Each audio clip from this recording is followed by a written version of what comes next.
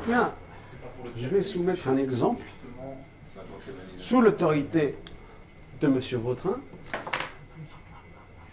qui est vachement intéressant parce que c'est là où on voit que les gens n'appréhendent pas la réalité des choses. Là, vous avez des gens qui sur Internet vendent cette montre. Cette montre, elle est complètement vérolée. C'est-à-dire que le cadran a été changé, hein. Bien sûr.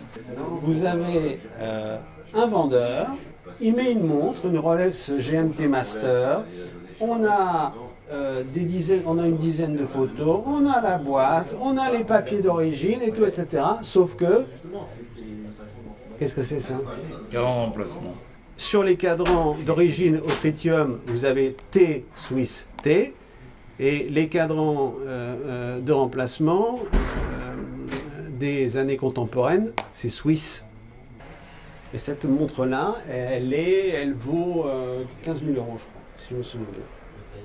Ça veut dire qu'il y a des marchands partout dans le monde, en France, mais partout dans le monde, parce qu'il y a des sites qui référencent aussi tous les marchands de montres, qui veulent aussi être référencés, qui n'ont pas de scrupules. Ils savent très bien, eux, c'est des experts, ils savent que le cadran il a été changé et qu'il n'est pas bon. Mais on va dire qu'ils n'ont pas la même honnêteté que M. Vautrin. À savoir aussi que si le professionnel annonçait clairement que le cadran est de remplacement, que les aiguilles sont de remplacement, la question qu'il faut se poser, est-ce que le particulier achèterait? Moi, je pense pas. Il y en a malheureusement des milliers d'exemples comme ça. Moi qui passe mon temps à écumer Internet, il se trouve que dans cette enquête que j'ai faite, je vais voir à un moment, on va dire, un ancien membre éminent du SAV Rolex. Et je lui dis, mais c'est quoi cette histoire de ces pièces détachées? Pourquoi vous ne les rendez pas? Il dit, non, on ne les rend pas parce que c'est comme ça, parce que c'est notre politique. Les pièces détachées, normalement, devraient être rendues, comme elles le sont, par exemple, chez Omega. Des pièces détachées qui coûtent très cher. Des pièces changées, qui maintenant qu'on retrouve comme ça sur le marché. L'ancien responsable d'une partie du SAV Rolex me dit, Monsieur Elbert, ça partait par benne entière à la déchetterie. C'est là où il faut vous imaginer l'ampleur du préjudice. Ce sont des millions et des millions. Une lunette comme ça vaut 2000 euros. Juste la lunette, ça vaut 2000 euros. Ce qu'il faut bien comprendre, c'est que souvent, Rolex va changer des pièces qui n'ont pas lieu à être changées, qui n'ont pas vocation à être changées. Mais ils vont dire, on ne sait jamais, peut-être une aiguille, l'aiguille elle peut s'abîmer au cours de ça, ou le cadran. Donc si vous voulez, quand le professionnel arrive dans sa blouse blanche, Rolex et tout, avenue de Ouesda, au SAV, vous êtes là, vous êtes, pour ceux qui ne s'y connaissent pas, on vous dit, ah monsieur, il faut absolument changer, sinon ça va partir en cacahuète et tout, le mécanisme va exploser, etc. Le bois, etc. Donc les gens ne savent pas. Et parfois, il y a des gens qui, encore une fois, comme l'a dit Gérard, disent surtout, vous ne touchez pas, parce qu'ils connaissent la valeur des pièces. Et malgré tout, ils le font. Ce qu'il faut dire à décharge de Rolex, c'est vrai, c'est que ce sont quand même des horlogers sérieux, et que sur le contemporain, sur tous les modèles les plus récents, hein, qui intéresse des milliers de gens. Ça reste une marque d'une valeur exceptionnelle, avec des modèles que certains peuvent trouver exceptionnels aujourd'hui. C'est selon l'intérêt de chacun. Sur le récent, le SAV Rolex est impeccable et fait les choses de manière impeccable, notamment en Suisse.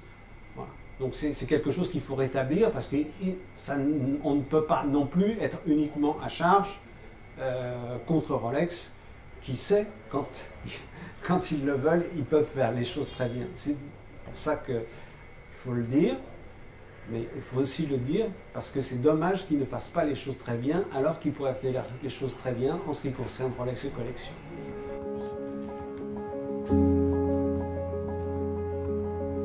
Le procès, si j'ai bien compris, parce que moi j'avais fait tout ce qui était le corps de cette enquête, il y a eu les auditions, etc.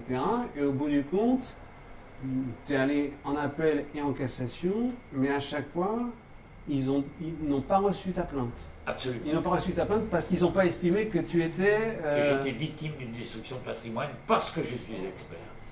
Partant d'une constatation que sur le marché d'expertise de collection, il y avait énormément de bidouilles, j'ai décidé de prévenir Rolex. J'ai prévenu Rolex. Je leur ai demandé pourquoi. Aucune réponse. Aucune réponse. Je sens que c'est un marché qui les gêne. Je suis en train de développer un marché qui les gêne. Et finalement, on comprend bien qu'ils ne veulent pas de ce marché. Ils ont cette politique de détruire ce marché. Ce qui est à noter dans la démarche de Gérard Vautrin, c'est qu'il a voulu aller au procès.